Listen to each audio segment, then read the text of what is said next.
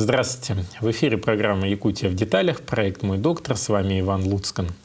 Время от времени каждый сталкивается с симптомами простуды или гриппа, но многие путают эти состояния и не знают, как правильно реагировать. Чтобы получить надежные рекомендации, разобраться в особенностях течения каждого заболевания, мы пригласили в нашу студию заведующую отделением воздушно-капельных инфекций детской инфекционной клинической больницы врача-педиатра, инфекциониста Анжелику Олеговну Острелину. Здравствуйте, Анжелика Олеговна. Добрый день. Ну вот давайте разберемся, вот то, с самого начала, то, что я сказал, какие виды все-таки острых респираторных вирусных инфекций существуют. А то у нас все грипп, и начинают лечить себя порой не так, как надо. Ну, на самом деле респираторных вирусных инфекционных заболеваний множество. Много различных вирусов, которые у нас циркулируют. Чаще всего мы встречаем такие вирусы у детей, как парагрипп, РС-вирус, аденовирус. И их, в принципе, множество количеств. Также и ковид тоже относится к этой группе заболеваний. Ну и грипп мы все-таки выделяем в отдельную такую группу. Это что касаемо возбудителей, да, то, что может вызвать заболевание. Что касаемо самого заболевания, у одних пациентов это может протекать в виде какого-то легкого недомогания с насморком, а у других пациентов может это осложняться какими-то бактериальными осложнениями. Детки могут попадать в больницу с пневмониями, хотя может начинаться у них как вирусная инфекция. Ну и грипп, он немножко все-таки по-другому протекает. Более тяжело, более высокая температура. И все, конечно, еще зависит от того, какой изначально организм, возраст, ребенок это, пожилой пациент, это взрослый, или это беременная женщина, или там кормящая мамочка. То есть у всех протекает по-разному. Вот что касается возбудителей, как долго они живут на поверхностях, руки, там, где угодно, столы наши, вот, чтобы проводить обработку и максимально себя обезопасить? Ну, на твердых поверхностях, таких там, как пластик, металл, они могут до 2 суток жить. В воздухе несколько часов, на коже может быть несколько минут. Это тоже зависит от вируса. В принципе, вирусы в внешней среде, они не очень живучие, скажем так, да, простым языком.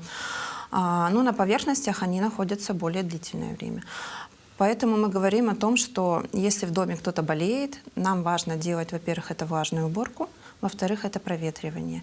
И, конечно же, мытье рук — это обязательно, так как мы чихаем, мы прикасаемся к каких-то предметов, да, и все на этих руках мы можем переносить. А вот как температура и влажность влияет на... Ну, вирусы, они любят влажную среду, да, когда воздух такой стоячий, скажем так, да, когда душно. Когда мы проветриваем, когда идет циркуляция воздуха, тогда, конечно, они вместе с воздухом и покидают помещение. Вот мы прекрасно понимаем, что у РВИ основной путь передачи — это воздушно-капель. Да, совершенно верно. Есть ли какие-то иные способы или нет? Ну, все-таки вирус, он у нас такой летучий. Редко мы можем видеть там контактные какие-то пути передачи. Основной путь всегда сохраняется. Это воздушно-капельный аэрозольный путь передачи. Когда вирус выделяется во внешнюю среду вместе с частицами слюны, при чихании, когда насморк, да, у нас покидает организм и передается другим. Также мы не исключаем, ну, есть некоторые группы вирусов, которые передаются вертикально при беременности от матери к ребенку. Но это уже более другую степь, это уже не про респираторные заболевания. А вот, ну так, уже вспоминая, да, эпидемию ковида, после которой уже прошло много-много лет, тогда все носили маски. Но носили их это всегда как угодно. Ну, то так, да, то там одна маска на 155 дней, да, и в магазины, и хоть куда. Все-таки как правильно их использовать? Да, совершенно верно. В ковид мы носили маски. Маски у нас были еще и в дефиците в аптеках, да. Но надо помнить правила, да, ношения масок. Маску нужно менять каждые 2-3 часа. Это, во-первых. Во-вторых, если вы чихнули в маску, и она намокла, или она намокла от вашего дыхания, то маску стоит поменять. Маска должна плотно прилегать и закрывать все ваши дыхательные пути, в том числе и нос. Тогда это будет эффективно, так как мы в основном дышим носом. И в зависимости от того, какая у нас слизистая, какой у нас организм, вирусы могут, конечно, на этапе слизистой быть, скажем так, простыми словами, убиты нашим организмом, а могут и проникнуть и вызвать заболевание. Поэтому, если вы хотите себя защитить, то вы одеваете маску плотно, чтобы был закрыт нос, ну и, соответственно, вот верхние дыхательные пути. Там есть специальные такие пластиковые, ну, вот на носу, да, когда мы одеваем, плотно прилегаем и меняем маску каждые 2-3 часа. Вот теперь к тому вопросу, с которого, в принципе, я начинал, как для себя разграничить и провести дифференциальную диагностику двух состояний. Действительно ли у тебя грипп, и еще понять бы, какой грипп, да, и обычная там респираторная вирусная инфекция выявлена. И еще, кстати, да, вот про ковид там сказали, вот еще бы ковид отделить бы от этой категории и понять, как действовать дальше. Ну, мы в основном отличаем ОРВИ и грипп. Ковид у нас сейчас, он больше протекает как обычный ОРВИ. Не скажу, что чем-то он таким специфическим вообще у нас отличается. Конечно, когда была пандемия ковида, это была немножко другая картина. Сейчас вообще ковид сейчас немножко протекает как обычное респираторное заболевание. Респираторные заболевания, они в первую очередь проявляются катаральными симптомами. Это такими, как насморк, чихание, может быть кашель, а потом на 2-3 день может присоединиться температура. Грипп же отличается тем, что сразу высокая температура, ломота в теле, ломота в суставах, такая сильная интоксикация, температура может быть стойкой, очень высокой, плохо сбиваться на какие-то препараты. И потом уже ко 2-3 дню присоединяются такие симптомы, там кашель, першение в горле. То есть при гриппе больше вирус, вот токсическое действие вируса, да, если так скажем, на организм в общем в целом. А при ОРВИ это больше такие местные симптомы, такие как насморк, кашель, першение в горле и такая температура не сильно высоких цифр. А вот когда надо госпитализировать человека? Госпитализировать человека надо, если у него есть какие-то хронические заболевания, потому что любой вирус может ухудшить состояние, если вы чем-то страдаете. Если присоединились какие-то осложнения бактериальные, у деток, в частности, это может быть пневмония, это могут быть отиты гнойные. И если ребенок маленький, если он начинает отказываться принимать пищу, пить воду, у детей очень быстро может быть обезвоживание, если они перестают пить. И тогда тоже надо, вообще в любом случае, если кто-то заболел, нужно обратиться к врачу. Ваш врач, участковый педиатр или терапевт уже определяет тактику дальнейшего лечения и показания госпитализации. Вот как определить все-таки, что ОРВИ может привести к более тяжелому состоянию и в последующем развиться, например, та же самая полисегментарная пневмония? Пневмонии при ОРВИ не всегда развиваются. Все-таки пневмония — это отдельное заболевание, это респираторное заболевание. Они могут быть как вирусными, так и бактериальными. Бывает так, что у ребенка, вот он заразился каким-то вирусом, у него был легкий насморк, иммунитет сработал, все замечательно. Бывает так, что ребенок также заразился вирусом, произошел там в иммунной системе какой-то сбой, и у ребенка может быть в первый день пневмония. То есть мы не говорим о том, что началась какая-то вирусная инфекция, и пневмония, оно спустилось, и там развилась пневмония. Как любят думать мамы, от того, что мы не долечили насморк, не долечили, оно спустилось и развилась пневмония. Это совершенно не так, там другие немножко механизмы. Поэтому тут все индивидуально, зависит в первую очередь от ребенка, от его иммунной системы. Бывает так, что ребенок накануне переболел какой-то инфекцией, потому что дети довольно-таки часто болеют вирусными инфекциями, иммунитет не успел восстановиться. И, допустим, старший ребенок из школы принес какую-то другую инфекцию, и они заражаются довольно часто повторно, и иногда даже попадают к нам. И в этот раз у него может быть пневмония. Мама спрашивает, почему? Это значит, нас не долечили в тот раз, но, к сожалению, это уже новая какая-то инфекция. Но протекать она может по-разному. А вот по поводу лечения ОРВИ и гриппа, оно разное или нет? Да, оно разное. Грипп — это инфекция, вирус, против которого есть противовирусные препараты с доказанной эффективностью.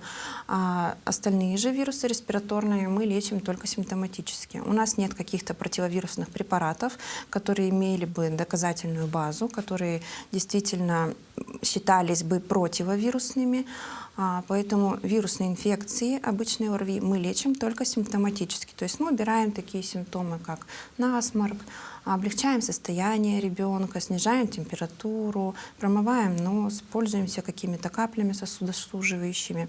А если же дело касается гриппа, то там тоже есть своя тактика, зависит от срока заболевания, потому что препараты против гриппа, они эффективны, если мы начинаем принимать их в первые 48 часов.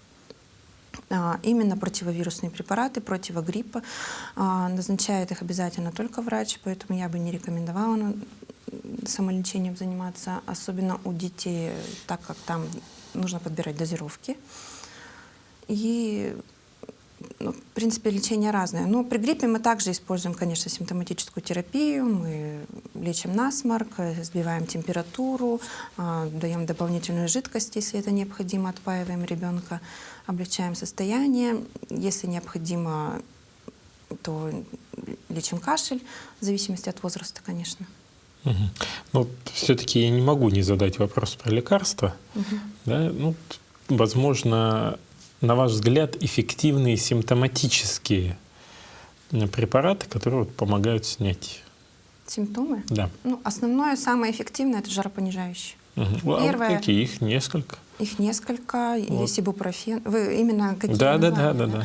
Да. Ибупрофен, парацетамол — это основные два препарата, которые можно применять и взрослым, и детям, которые доступны в любых аптеках, которые легко считаются в дозировках. Там есть прямо мерные шприцы. То есть, любая мама наверняка знает вес своего ребенка. И там по весу прямо вот есть. Ну, а сочетание тех же самых препаратов, когда парацетамол с ибупрофен, ибуклин, например, там, и так я далее. бы не рекомендовала, потому что тут будет фактор передозировки, может быть. Либо одно, либо другое. И чередование препаратов, оно тоже не повышает эффективность лечения. Там температура не будет сбиваться лучше, если вы будете чередовать ибупрофен или парацетамол. Кому-то удобнее ибупрофен, кому-то удобнее парацетамол, кому-то удобнее таблетки, кому-то удобнее свечки, в зависимости также от возраста. Некоторые дети не могут воспринимать сиропы, они не любят вот этот сладкий вкус, бывает у них рвотные реакции вот от таких вот лекарств в виде суспензий. В таких случаях мы рекомендуем свечки. Если ребенок уже взрослый, может глотать самостоятельно таблетки, есть таблетки. Тоже все зависит от возраста, зависит от дозы. Если вам хорошо помогает ибупрофен, то при следующем, то есть нужно еще выдерживать какой-то определенный промежуток. Прошло время, ребенка снова поднялась температура, сбивайте тем же ибупрофеном. Не нужно уже давать парацетамол. Там они по-разному считаются, там разная доза на килограмм. Мама может запутаться, мама может забыть, потому что ребенок не спит, мама не спит. У мамы уже немножко усталость тоже сказывается. А потом мы получаем по факту какие-то передозировки, и оставшуюся часть дня мы уже не знаем, как ребенку сбивать температуру. Очень хорошо помогают физические методы охлаждения. То есть ребенка можно раздеть, обтирать теплой водой. Эти физические методы также помогают на какое-то время снизить температуру. А вот бывает так, что коллеги назначают разные препараты при ОРВИ. С чем это может быть связано? Это зависит в первую очередь от опыта специалиста. Все равно каждый человек, каждый врач нарабатывает свой опыт. И видя на своем опыте действия одних или других препаратов, он уже советует его своим пациентам. Потом это действительно зависит от от самого пациента. Кому-то что-то может подойти, у кого-то могут быть противопоказания к какому-то лекарству. И в-третьих, у нас есть препараты, которые аналоги, скажем так, в аптеках.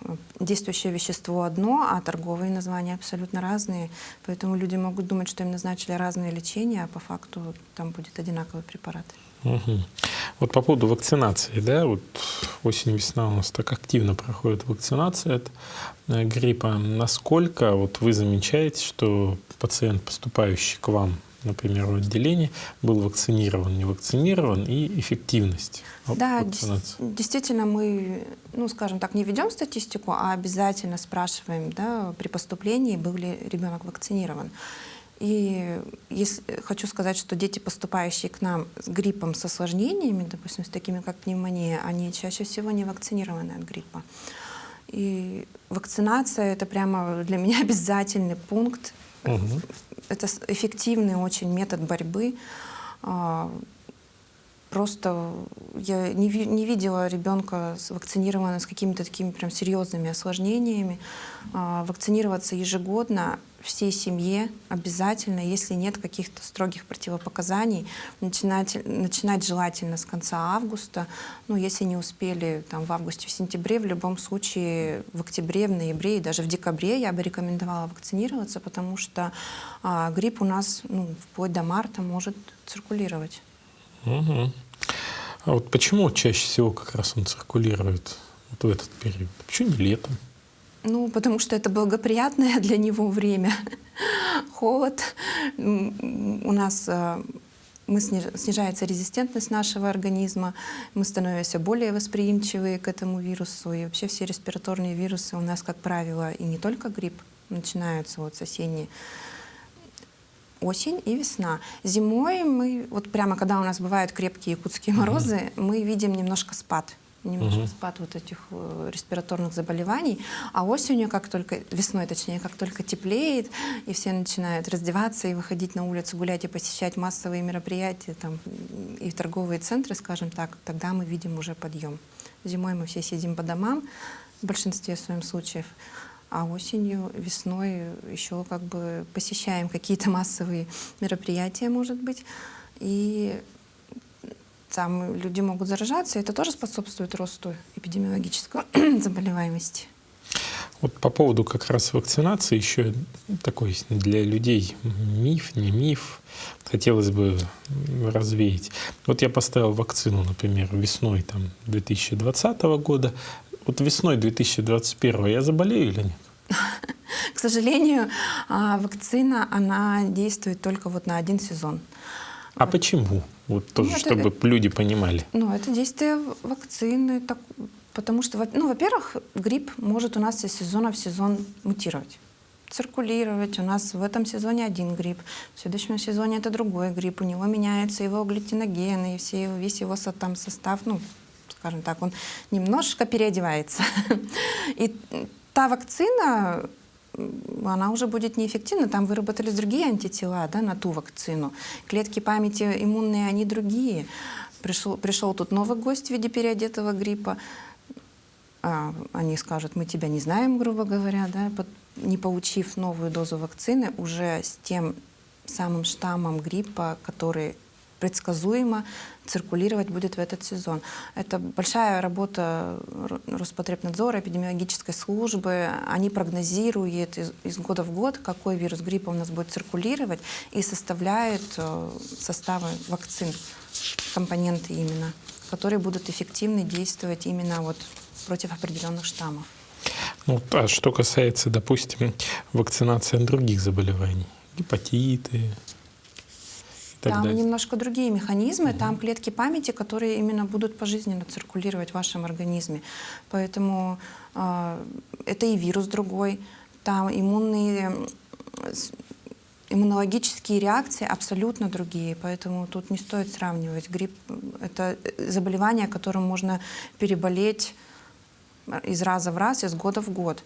А ветрянкой вы заболели один раз, и у вас на всю жизнь клетки памяти в организме сохранятся. И при повторной встрече уже вы не будете болеть. Там, в редких случаях в пожилом возрасте у людей, когда снижается иммунитет, скажем так, тогда при встрече с вирусом ветрянки опоясывающий лишай бывает. Вот. Поэтому... И завершая тему вакцинации, вакцину поставил, все равно заболел. Вот заболел ли гриппом или заболел чем-то другим? Может быть, чем-то другим, а может быть и гриппом, потому что вакцинация, она нам все равно не дает стопроцентную гарантию того, что мы не заболеем. Но тут переболеть можно в легкой степени, зато будет это без осложнений. Я просто, еще раз повторюсь, я не видела у детей вакцинированных осложнения. Иммунитет все равно работает, симптомы все равно могут быть. То есть, когда вы уже вакцинированы, скажем так, вы уже подготовлены, ваши иммунные клетки, они как бойцы, они уже такие вот там где-то сидят и ждут. И когда вирус какой-то, точнее, когда вирус гриппа попадает в ваш организм, они уже вооружены. они уже его атакуют, да, какие-то симптомы могут быть. В любом случае процесс идет. А когда вы не вакцинированы, у вас нет этих вооруженных бойцов, они только... Нужно время, иммунной системе нужно время, чтобы она выработала эти иммунные клетки, которые будут бороться. И пока это время, это идут часы, это идут дни, вирус вовсю начинает размножаться, начинает проявлять свои токсические действия. И тогда, конечно, уже там будет клиника более яркая, более тяжелая, с возможными осложнениями. Может ли человек заразиться сразу несколькими вирусами? Да, мы такое не исключаем, потому что у нас может циркулировать не один вид вируса. У нас есть дети, которые, допустим, мы берем у них анализы на вирусы, и они высевают 2 вида вируса. Они могут высевать, у них по анализам может показывать как грипп, так и какой-то ОРВИ. Одно не исключает другого. По поводу использования общей посуды, можно ли заразиться? Вообще вирусы очень хорошо смываются при моющие средства. Естественно, если вы пользуетесь посудой, вы потом после себя ее моете, и вполне им может пользоваться другой человек. Тут дело в том, что если кто-то попил с этого стакана и поставил, а потом, допустим, болеющий... Еще и поплевал туда. Естественно, там остаются частички слюны. Если кто-то из членов семьи, допустим, взрослые, болеющие, там, бабушка, дедушка, мама, папа, попили, поставили, подошел ребенок с этого же стакана, попил, то да, он может заразиться. Вот по поводу народных средств лечения. Какие-то относятся, вот я бы отнес к медицине, но они так в народе очень сильно циркулируют. Например, там оксалиновая мазь, вот здесь вот там все помазать, да, там тут чесночок повесить, чтобы аромат шел, то чесночка наесться и так далее. Вот на ваш взгляд, что из этого эффективно, а что эффект плацебо больше? Я бы сказала, что оксалиновая мазь точно неэффективна, не стоит ей пользоваться. У нас в носу наш эпителий замечательный, хорошо работающий, в котором есть реснички, которые очень хорошо стараются работать, выводить вот эти все вирусы лишние, да, все частички. А мы замазываем их оксалиновой мазью и не даем им работать, если вот там вот все в носу глубоко-глубоко помазать. Поэтому уже давно проведены исследования, что оксалиновая мазь не имеет никакой эффективности, поэтому я бы не рекомендовала. По поводу других методов, я бы сказала, что, конечно, мы привыкли, там, как бабушки нас лечили, теплое молоко с медом, да? Это может облегчать симптомы. Это становится легче. Малиновый чай. Да, потому что это теплое питье. Теплое питье, вообще в любое питье, оно, конечно, помогает нам справляться. Тут должно быть все на грани, скажем так, с рекомендациями врача тоже. Не переборщить. Не переборщить. Вообще очень много сейчас и в литературе, и в интернете, по-моему, доступной информации о том, что можно дома делать, что нельзя. Я думаю, что это очень доступно, и кто хочет, может читать. Да, просто в интернете... В интернете, конечно, да, тут нужно такое понапишут, там иногда страшно становится, особенно когда реклама идет непонятных, там, не знаю, БАДов, не БАДов. Я вообще категорически против БАДов. Каких-то. Поливитаминов и комплексных там препаратов. Вот. А если взять, вот так как вы возглавляете отделение, которое в первую очередь сталкивается с работой во время подъема ОРВИ и так далее, вот опишите один день отделения. Вот с чего все начинается, какие дети чаще всего поступают на госпитализацию, как вы смотрите на то, что да, это все-таки необходимо положить, а этот будет лечиться дома? У нас для этого есть приемно-консультативное отделение в нашем стационаре, куда деток отправляют участковые педиатры, а также они могут поступить по линии скорой помощи. Там их осматривает врач-педиатр. Если имеются показания госпитализации, то он уже госпитализируется к нам в воздушно-капельное отделение. Это сразу вот уточняющие показания госпитализации. Вот чтобы люди понимали, что это такое. Потому что для любой мамы температура — это показание. Кашель — показания. Вот где эта грань? Когда ребенок не сможет принимать препараты через рот.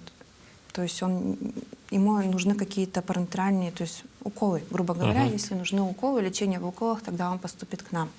Если ребенку нужна помощь, дополнительный кислород. Если у ребенка пневмония, и у него мы измеряем сатурацию, все, наверное, знают после ковида, да, пальчиком мы измеряем концентрацию кислорода в крови. Если там низкие показатели снижены, то обязательно он попадает к нам в стационар. Если у ребенка выраженная одышка, и мы прогнозируем, что он может дать какие-то там осложнения, да, то он тоже поступит в стационар. Если ребенок из-за того, что он болеет, у него там сильно выраженная интоксикация, он не может пить воду, он не кушал, и мы видим, что ребенок обезвоженный, у него сниженная частота мочеиспусканий, тогда он тоже попадет в стационар. Если ребенок пытался лечиться дома, но лечение было неэффективным, тогда нужно подумать, поискать, да, в чем же причина. Это уже нужно какое-то более детальное там обследование в виде анализов. Тогда его тоже госпитализируют. Индивидуально смотрится, мы смотрим, все равно оцениваем, смотрим на семью. Сможет мама лечить, не сможет мама лечить, может мама немножко беспокойные бывают, конечно, мамы, мы понимаем, входим в их положение, да, если вы хотите лечь в стационар, если вам так спокойнее, мы никому не откажем точно. Но тут у стационара тоже есть свои риски. Вы в инфекционной больнице, там, где палаты не отдельные, где есть другие соседи с другими инфекциями. А сколько мест сейчас? Вообще воздушно-капельным, у нас 2 воздушно-капельных отделения, в том, которым я заведую, это маленькие детки до 2 лет, и есть воздушно-капельное 2-е отделение, где уже с 2 лет и до 18. И под 37 коек у нас, 37 коек в ИВК-1 в первом и 37 коек в ИВК-2. Также есть в нашем стационаре бактериально-диагностическое отделение. Туда попадают уже детки с кишечными инфекциями, с менингитами, с гепатитами. Там 54. Но все равно не хватает, наверное, когда подъем. Когда идет у нас эпидподъем, мы разворачиваем дополнительные койки. Все равно стараемся, конечно. Мы никому не отказываем. Мы стараемся всех обеспечить койками и лечим деток. А вот что касается нахождения мамы с ребенком, до какого возраста можно находиться? Мама может находиться при желании вообще при любого возраста. Мы не отказываем. А кормить? А кормление у нас до 4 лет, к сожалению. Да, тут, чтобы было тоже, чтобы не было требований потом, что вы меня обязаны кормить до 4 лет, до 4 вы лет, и маму, и ребенка. Предоставляем по госгарантиям до 4 лет. Но койку вы дадите. Да. Хорошо. А вот процесс выздоровления в среднем сколько занимает и нахождение в стационаре? У нас в среднем длительность лечения 5-6 дней. 5-6 дней этого достаточно. Если есть улучшения, мы отправляем на амбулаторное долечивание. Мы даем свои рекомендации, и дальше ими уже занимается участковый педиатр. Есть, конечно, случаи, когда требуется более длительное лечение. У нас бывает и 2 недели лечится, если это ребенок с каким-то фоновым заболеванием, у него тяжелая пневмония, и там требуется завершить полный курс антибактериальной терапии. Если пневмония, которая осложнилась плевритом, и там действительно нужно антибиотик 2 недели, и мы понимаем еще и антибиотик, как антибактериальный препарат из резервного ряда, да, который они не смогут дома как-то получать, то все индивидуально. А вот какие анализы в первую очередь вы делаете и как долго ждать результаты, например, на тот же самый грипп, подтверждение? У нас анализы на грипп на этапе приемного отделения делаются специальными тест-системами, ИХА-тест, берут мазочек из носоглотки, проводят тест, и там в течение 20 минут мы уже видим результат. Также на респираторную панель, то есть это на остальные респираторные вирусные инфекции, также всем деткам при поступлении мы берем, и на следующий день мы уже получаем результат. И общеклинические анализы обязательно всем при госпитализации берут общие анализы крови, биохимические анализы. В течение нескольких часов уже они готовы, мы уже видим результаты, сообщаем маме, уже строим дальнейшую тактику лечения. С одной стороны, нехороший вопрос задам. Как часто бывают летальные случаи при ОРВИ? При ОРВИ, конкретно при ОРВИ не было летальных случаев. Летальные случаи — это если бывает осложнение, именно осложнение бактериальные, там, пневмонии. Мгм. Ну, это довольно-таки редко, слава богу. А при гриппе? Ну, если его выделить в отдельную группу при ОРВИ. Ну, я статистикой не владею, но у детей вообще, ну, я давно такого не видела у детей Мгм. в гриппе. У взрослых, по-моему. Ну, обычно своевременно, я так понимаю, Да, обращаются. да. Значит, главный здесь залог — это своевременное обращение. Да, и не заниматься самолечением, обращаться за медицинской помощью, и если есть необходимость, не отказываться от госпитализации. Если врач у нас в приемном отделении говорит, что нужно госпитализироваться, у нас бывают такие случаи, что мамы отказываются. То есть, Такое тоже приезжая к вам в больницу, осознанно понимая, что надо госпитализироваться, Да. отказываются? Такое тоже бывает, потому что они хотят получить какие-то рекомендации. Их тоже можно понять, они боятся рисков, особенно те, кто, возможно, уже когда-то у нас лежал, боятся рисков там, заразиться. Ну, у каждого могут быть свои какие-то причины. Да? Кто-то просто не хочет лежать в стационаре, понимая, что это, ну, может быть, не настолько комфортно, насколько находиться дома. Но я бы рекомендовала не отказываться, потому что одно дело — это быть в стационаре с круглосуточным наблюдением, да, и в случае чего всегда есть врач, мы всегда можем что-то откорректировать, поменять тактику, назначить дополнительные исследования. А другое дело находиться дома с болеющим ребенком, ну, это большая ответственность. Спасибо большое. Я хочу напомнить, что у нас сегодня в студии была Анжелика Олеговна Стрельна, заведующая отделением воздушно-капельных инфекций детской инфекционной клинической больницы, врач-педиатр, инфекционист. И мы говорили о всегда, мне кажется, теме востребованной. Это острые респираторные вирусные заболевания, о том, как проводить профилактику, как определить первые симптомы, что необходимо делать. Ну а если уж случилось это, то каким образом происходит лечение в детской инфекционной клинической больнице нашей республики в городе Якутске. Благодарю всех, кто был сегодня вместе с нами. Смотрите нас по будням в 19:15. Мы рассказываем о том, чем живет здравоохранение Республики Саха-Якутия в программе «Якутия в деталях». Мой доктор. С вами был Иван Луцкан. Желаю вам всего самого доброго и, конечно же, здоровья.